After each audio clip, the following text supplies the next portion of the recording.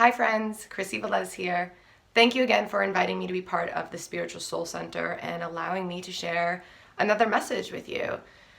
I know it's been super weird, still pandemic mode. You guys have not been able to all get together. I have not seen anyone either. And I just think it goes without saying how wonderful of a job Reverend Paula is doing to keep us all connected. Her messages are beautiful, and I know everybody is watching and signing on to YouTube. So even though we can't meet in person, I know I still feel connected to you guys simply by doing this message. So thank you to Reverend Paula. Thank you guys for tuning in and listening. Today's message is something that's very personal, and I'm super passionate about it. I want to talk about the body positivity movement. Those that are on Instagram, although I think Facebook is doing hashtags now also, but if you are familiar with Instagram, you're familiar with hashtags, you might see a lot of them trending now. One in particular, you might see it's hashtag diet culture or diet culture dropout or body positivity movement, diet culture recovery. This is all showcasing the billion-dollar business that diet culture actually is. I want you to take a moment and just think for a second, just kind of reflect upon over the years, over the decades, all of the big company names or product names that are being dished out to us, especially women. We kind of are a little bit targeted, and inviting us to change. Inviting us to change our shape, to lose weight, to maybe gain weight in specific areas, to tone, to be a different size, to fit into a different size, to maybe change our face with makeup or injections, right? Botox, lip injections. There's also products like, different kinds of shakes, pills, programs, coaches. It's a very, very, very long list. I would love to share all. My list is very specific. I can name names, but I don't know if that's appropriate. I don't know what the protocol is, and I certainly don't want to offend anyone or get in trouble by big businesses. But I'm going to invite you to reflect.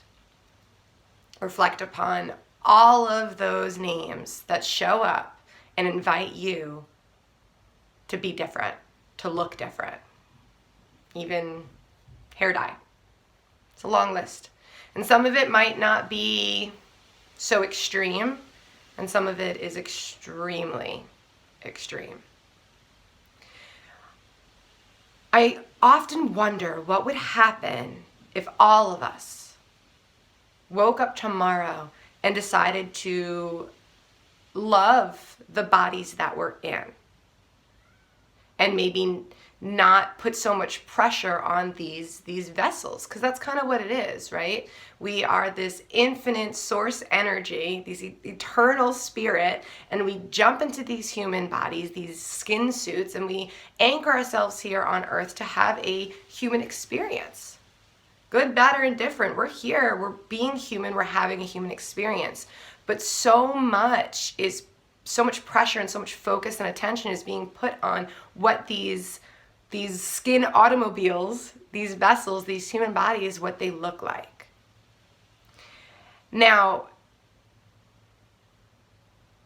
it would be interesting if we took the pressure off what they look like and put the attention and focus more onto what they feel like. Right? Because healthy eating is proper fuel. It feels good. Our body thrives on fruits and vegetables and minerals and vitamins. We do so well. It fuels us. It feeds us. It feeds our cells. On a cellular level, healthy foods help us have a better experience.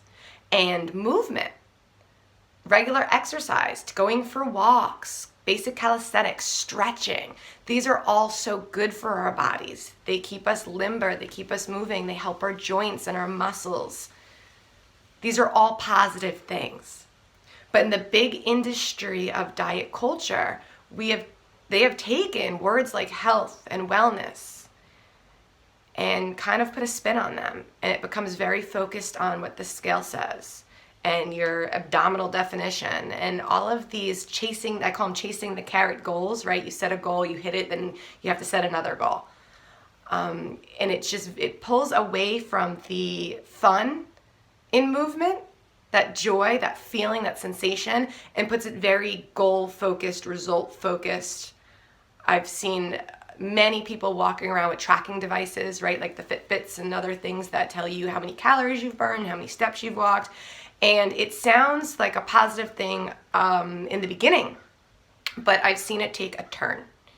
I've seen it take a turn in others, and from experience, it's taken a turn for me. And I have a thick history of various eating disorders. Anorexia, which kind of morphed into orthorexia, which is that I was eating, but then it was like super clean, only clean eating.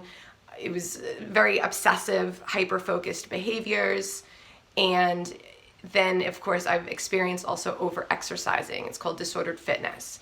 So I'm sharing this with you today to talk about how together we can kind of shift things, and we can take a step back from all of the big name companies and all of the products that are telling us to change, and to start to self-accept a little bit more, accept our bodies, embrace our bodies, and then think how we want to honor them.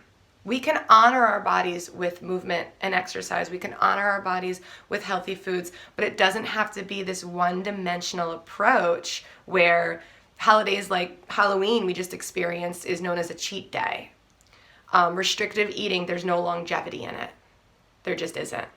So finding that balance, finding that harmony within self, within our daily routines, and really embracing our bodies in all the different shapes and sizes and colors and all of it, instead of trying to kind of condense and fit into this box that is making unbelievable amounts of money off our lack of self-acceptance.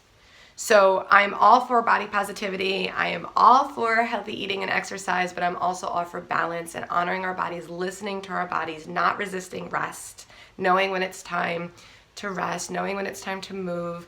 Intuitive eating is also another hashtag that I think is kind of cool, listening to when we're hungry and when we're not. We have to kind of relearn, and I'm willing to do that. I'm putting together a class right now. It's super new. If you're on Instagram, you could look for it. It's called For the Love of Movement, and it's a safe space where we reconnect with the joy in movement, especially women. And we meditate and we stretch and we dance and we play and we enjoy that way again without all of this noise of results and how much did you lose and how many calories did you burn, and this hyper result focus that kind of just, whether we know it or not, pulls us away from our bodies and pulls us away from that connection and that honor and that respecting. So that's what I want to invite you today. This message is to consider your intent. When you choose your foods or when you choose your exercise, is it something that feels good to you? Or is it something that you think that you should be doing? When you go to the gym for a class, are you being triggered? Do you yourself have a history of disordered eating or disordered fitness? What would happen if we all woke up tomorrow and decided to love our physical body unconditional and not dedicate our lives to changing it? What would that look like? How many companies would go out of business? And what are the ways we can plant seeds for other women, the generations under us? What can we do for them so they don't go through the same cycles?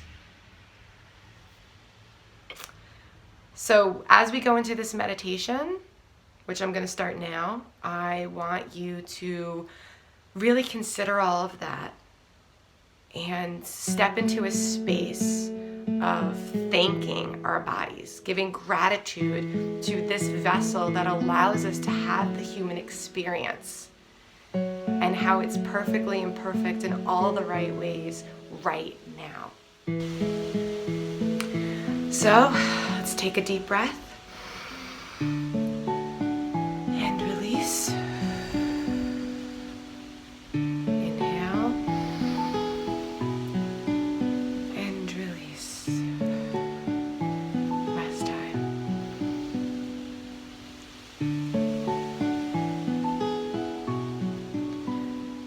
start to bring your awareness to your breath, your heart beating. Bring your awareness to your body, your joints, your muscles, your skin, your hair, your nails, your organs, your eyes, your smile.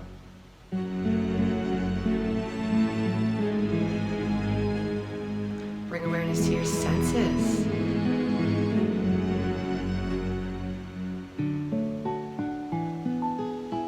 Giving thanks to all the times your body allowed you to move, walk, and dance, to play, to hug our loved ones.